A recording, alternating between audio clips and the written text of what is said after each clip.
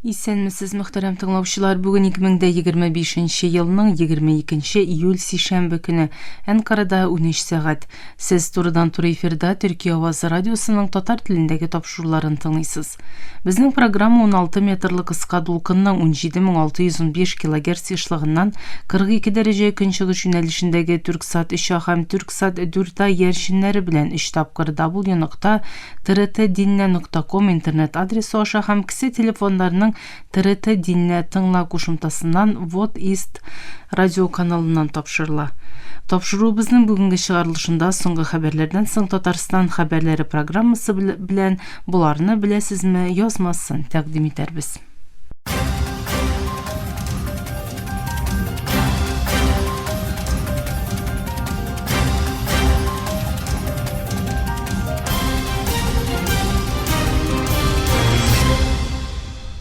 Соңгы хәбәрләр.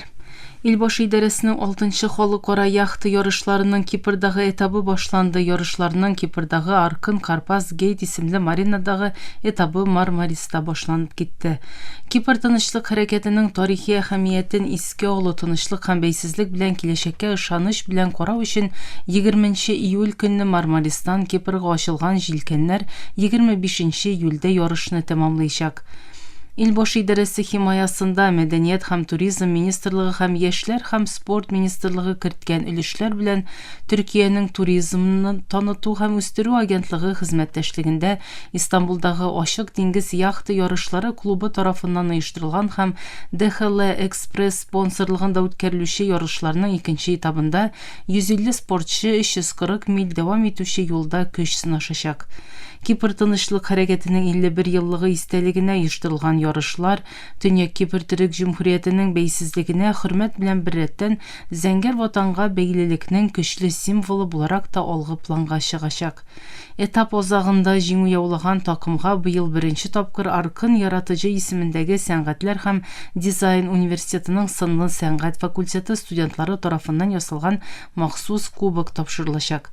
Ярышучылар Мармарис култыгында җирле идарә башлыгы Нуруллах Кая, Көньяк диңгез яр буе җитәкчесе Рафет Октар, Аксас диңгез базасы җитәкчесе Нәстим Эски, Аркын группның идарә башлыгы шурасы башлыгы Эрбил Аркын биргән старт ишарәте белән узатылды. Җирле идарә башлыгы Нуруллах Кая ярышучыларга уңышлар теләде.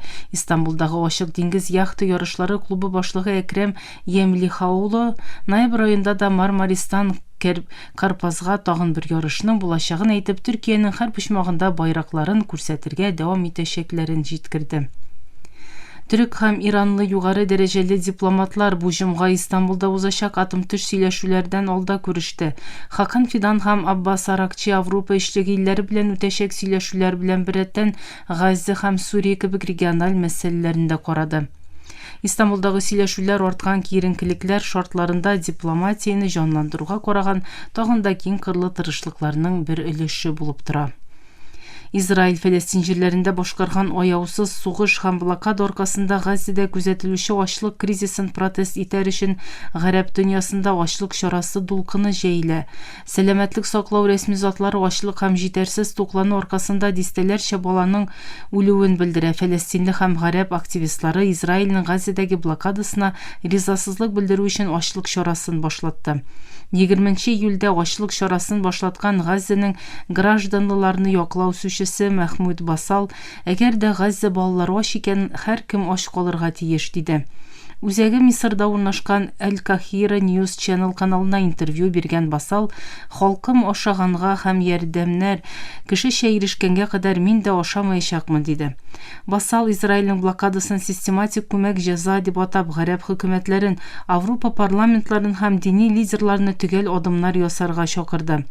Компанияга кушылган исемнәр арасында Тунисның элекке илбашы Монсеф Марзуки да бар. Ул дүшәмбе көнне теләктәшлек максаты белән чарага кушылуын җиткерде.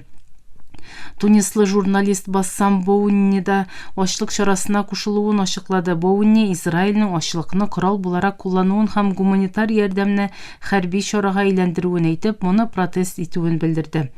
Журналист Газа өчен ачлык чарасы этикетын башлатып, калган платформа кулланучыларын теракиятләрне бердән артык телдә уртаклашырга чакырды.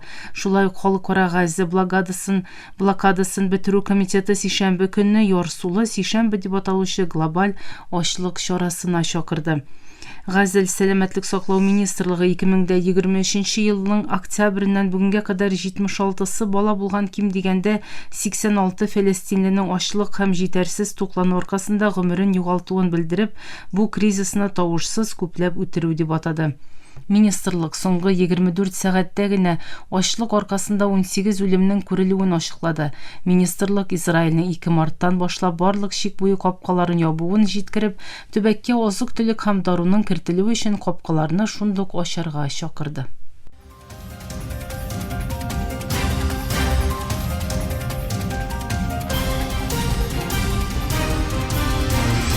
Türkiye авазы долкыннарында соңгы хәбәрләр тыңлыйсыз. Украина һәм Русия Төркиядә яңа тынычлык урнаштыру сөйләшүенә әзерләнә. Илбашы Зеленский сөйләшүнең чәршәмбе көнне куркынычсызлык шефы Рөстәм Умеров җитәкчелегендә узачагын дөрес дип белдерде. Сөйләшүләрдә ихтималлы әсирләр белән алмашу да кузгатылачак. Зеленский чын алгарышның лидерлар дәрәҗәсендә катнашуга бәйле булуын әйтеп, дипломатларга халыкара ярдәм күрсәтергә чакырды. Бангладештагы очкыч һәлакәтендә 27 кешенең гомере өзелде. Илдә соңгы елларда барлыкка килгән иң күп үлемле һәлакәттә 170тән артык кеше яраланды. Бангладеш башкаласы Даккада бер хәрби очкычның мәктәпкә килеп бәрелүе нәтиҗәсендә күбесе балалар булган, ким дигәндә 27 кеше якты дөньядан китте. Хөкүмәт рәсми саты моннан алда ким дигәндә 20 буларак ачыкланган үлүчеләр санының артуын белдерде.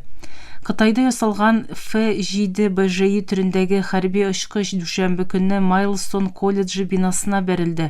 Ул вакытта укучылар дәрестән яңа гына чыккан була. Бангладешның сәламәтлек һәм гаилә муллыгы министрлыгы баш киңәшчесенең махсус ассистенты Саедур Рахман сишәмбе белдерү ясап, хәзергә кадәр 27 кеше үлде. Булардан 25-е балалар һәм очкыч йөртүче. 78 кеше төрле хастаханәләргә салынды, диде. Бангладеш армиясе дүшәмбе көнне ясаган белдерүендә пилот Товкир Исламның рутин белем алу очышында булуын һәм очкычта зур ихтимал белән механик җитешсезлек килеп чыгуын җиткерде. Белдерүдә төгәл сәбәпне һаман да тикшерәләр диелде һәм очкыч йөртүчесенең күп кеше яшәгән төбәкләрдән ераклашырга тырышуына карамастан 2 катлы мәктәп бинасына бәрелүе әйтелде. Мөхәммәд Юнысның вакытлыча хөкүмәте сишәмбе көнне милли матәм игълан итте. Юныс X платформасында булай дип язды. Һава көчләре, Майлстон колледжы укучылары, әти-әниләре, укытучылары һәм персоналы белән бу казада зыян күргән калган кешеләрнең югалтуы әйтеп бетергесез. Бу милләтебез өчен кайгылы вакыйга. Төркия 60 ел буе чит илдә булган Рим императорлы Марк Аврелийның бронза һәйкәлен ниһаять илгә китерде. Бер вакыт Кливленд сәнгать музеенда урын алган һәйкәл 1960 елларда бу боннан урланган иде. Уртак тикшерү һәм хокукый басып алулардан соң АКШ музее таләбеннән ваз кичте. Мәдәният министры Мәхмәт Нури Эрсой һәйкәлнең кире китерелүен зур җиңү дип атап, сабыр булдык һәм казандык, диде. Хөрмәтле тыңлаучылар, сез Төркия авазы радиосында соңгы хәбәрләр тыңладыгыз.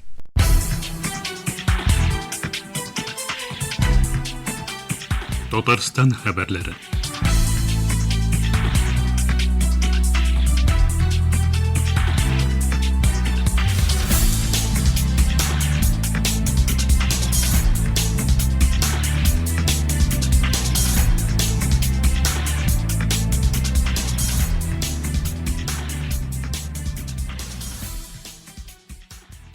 Мөхтәрәм тыңлаучылар, Әфганстан Ислам әмирлегендә беренче халыкара конференция уздырырга җыеналар. Анда татар телен һәм мәдәниятен саклау мәсьәләләре турында фикер алышачаклар.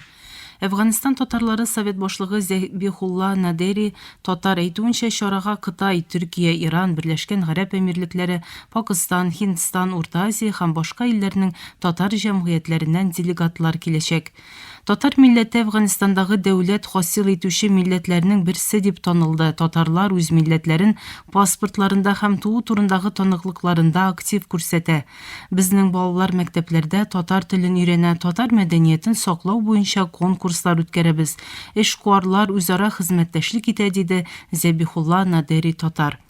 Әфганистандагы Русия эшлекле үзәге алда торган конференция турындагы мәгълүматны раслады. Әфганистан татарлары җәмгыяте тарафыннан татар мәдәниятен, тарихын һәм милли традицияләрен торгызу буенча зур эш башкарылды. Шунысы куанычлы, соңгы вакытта Татарстан Республикасы Фәннәр академиясе дә бу эшкә кушылды, дип искәртте Әфганистандагы Русия эшлекле үзәге башлыгы Рөстәм Хәбибуллин.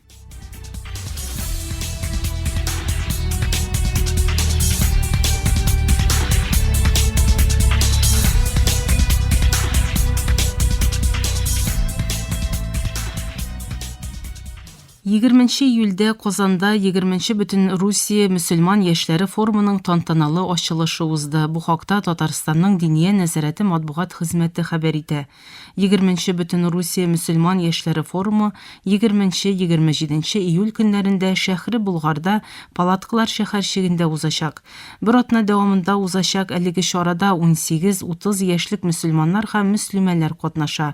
Җыен Татарстан мөселманнары Диния нәзарәте һәм ислам мәдәнияте, фәне һәм мәгарифенә ярдәм фонды тарафыннан оештырыла. Форумда Русиянең 18 төбәгеннән 18-30 яшьлек 130 кеше катнаша.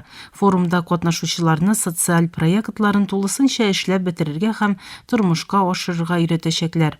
Программа кысаларында алар социаль проектлау күнекмәләрен үзләштерәләр һәм үз идеяларын тәкъдим итә алалар.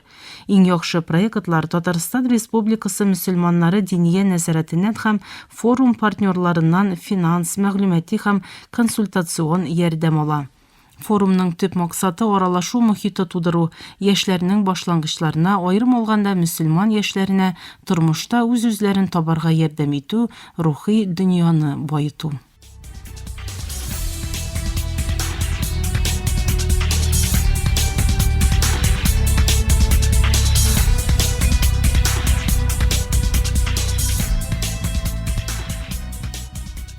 Он 9 июль көнне Балтач районы Бөрбаш авылында 18-нче Русия күләм мөселман балалары сабан туе узды.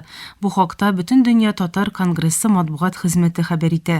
Чарада Татарстан Республикасы премьер-министр урынбасары, Бөтен дөнья татар конгрессының милли шурасы рәисе Васил Шәйхразиев, Татарстан Республикасы мөселманнары Диния нәзарәте рәисе мөфти Камил хәзрәт Сәмигуллин, Татарстан рәисе каршындагы мәдәниятне үстерүгә ярдәм фонды башкарма директоры Нурия Хашимова да катнашты. Әлеге күркәм чара 18-нче тапкыр Балтач районы имам мөхтәсибе, Татарстанның баш казые Җәлил хәзрәт Фазлыевның тырышлыгы белән оештырыла.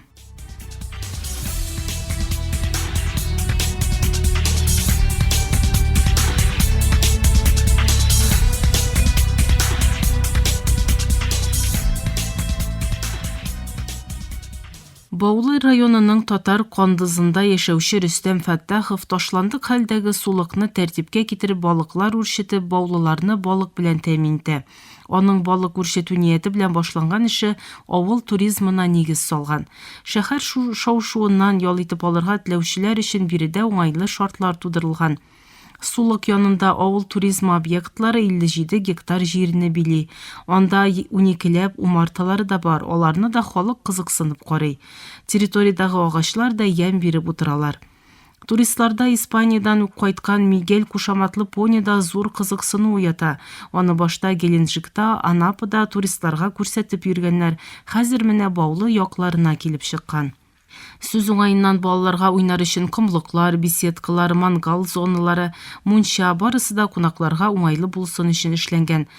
Трофей йорты, музей, тарих белән кызыксынучы кешеләр өчен бер ачыш. Бу музей Рөстәм Фәттаховның күп елларга сузылган тырыш хезмәте нәтиҗәсе. Гаилә фермалары, крестьян фермерлык хуҗалыклары белән беррәттән авыл туризмы объектлары да авылны саклап калырга ярдәм итә ала.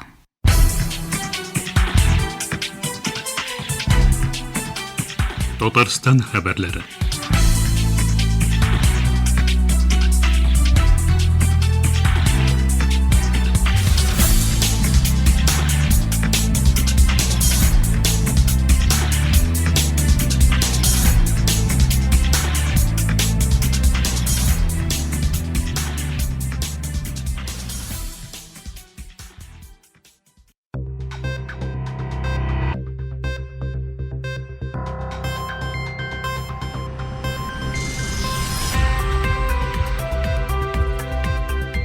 Буларны беләсезме?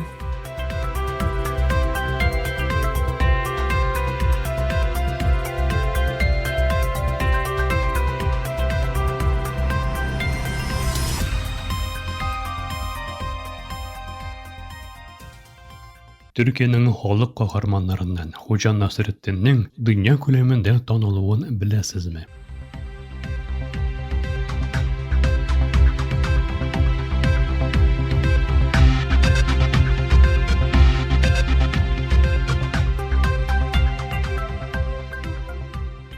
Türk мәдәниятының иң мөһим шәхесләреннән берсе ул Хуҗа Насретдин. Аның чыннан да яшәгәнме, юкмы икәнлеге турында бәхәсләрнең булуы белән бергә тормышы турында кайбер документлар бар. Бу документлардагы мәгълүматларга күрә 1208 елда Иске шәһәренең Сефрахисар илчәсенә районына бәйле Хорту авылында дөньяга килә. Укыганнан соң берникадәр вакыттан соң ул шурның суфилык төшенчә мәркәзләреннән Ак шәһәргә күчә һәм биредә идари вазифалар башкара. 1284 елда Ак шәһәрдә вафат була һәм бүгенге көндә Хуҗа Насретдин төрбәсе урнашкан урында җирләнгән. Үлеме белән бергә Хуҗа Насретдин исеменнән мәзәкләр, хикәяләр шул ук гасырда тарала башлый. Бу хикәяләрнең саны гасырлар дәвамында күбәя. Халык фәлсәфәчесе булган Хуҗа Насретдин бөтен төрки дөньяда беленә һәм яратыла. Азәрбайҗанда Молла Насретдин, Казакъстанда Хуҗа Насретдин һәм Үзбәкстанда Насретдин әфәнде дип беленә. Хуҗа Насретдин хикәяләре төрки халыклар белән бергә гарәпләр, болгарлар, кытайлар, иранлылар, маҗарлар, венгрлар, урыслар кебек төрле җәмгыятьләрдә дә үз урынын таба. Ул җәмгыятьләрнең җирле геройларының хикәяләре белән кушыла.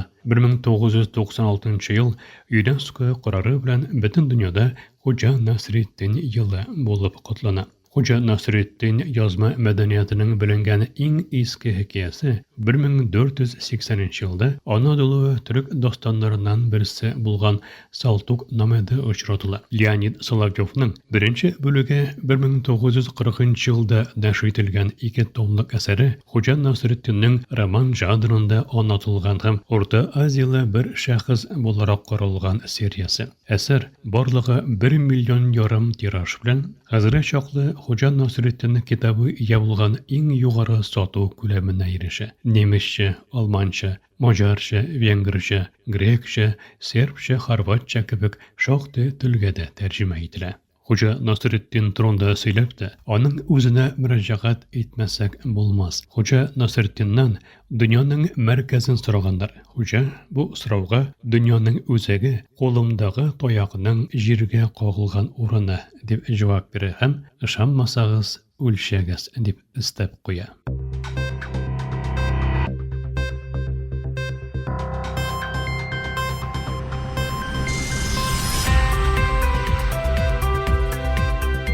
Буларны беләсезме?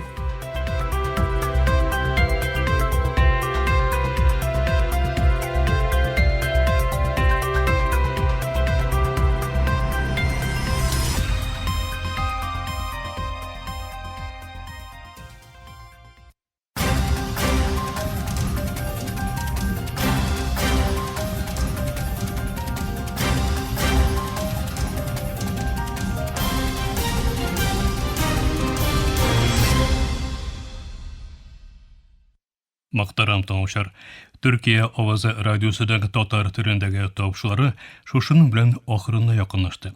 Безнең программа һәр көн Түркия һәм Казан вакыты белән көндезге сәгать 1-дә 16 метрлы кыска толкынның 17615 кГс эшлегеннән Түрксат 3А һәм Түрксат 4А ярышны белән 3 тапкыр w.trt.dinna.com интернет адресы аша һәм кесе телефоннарының TRT Dinna тыңна кушымтасыннан Voice of Turkey Вот East радио каналыннан тапшыла. Ярты сәгатьлек тапшырыбызның кабатлавын Түркия һәм Казан вакыты белән сәгать кичке 8-нче ортада 42 дәрәҗә көнчыгыш юнәлешендәге Түрксат 3А һәм Түрксат 4А ярышлары белән 3 тапкыр w.trt.dinna.com интернет сәхифәсе аша Вот Вес радио каналыннан тыңлый аласыз. Әлегә без сезнең белән саубуллашабыз, эфирдә киләсе очрашуга кадәр.